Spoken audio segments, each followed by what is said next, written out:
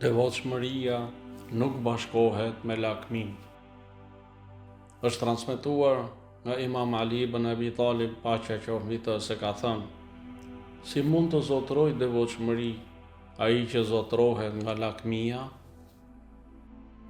Ky hadith i Imam Aliut na mëson se devotshmëria nuk mund të bashkëjetoj me lakmin, epshin, përposedim, pangopsin.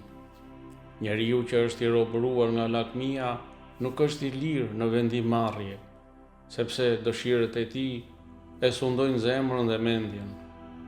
Në këtë thënie, Imam Aliu, paqja qoftë mbi të, e paraqet lakmin si një zinxhir të brendshëm që e lidh njeriu dhe ja pamundson ecjen drejt vetë kontrollit dhe bindjes së sinqertë ndaj Allahut, ndërsa devotshmëria kërkon liri të brendshme, ndërgjegjje të gjallë dhe aftësi për t'i thënë jo dëshirës së gabuar.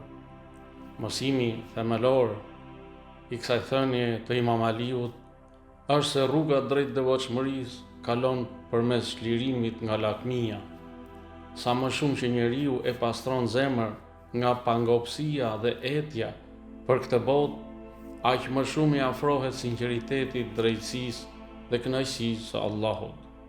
Lakmia e bën njeriu në rob të dëshirave, ndërsa devotshmëria kërkon zotrim të vetes.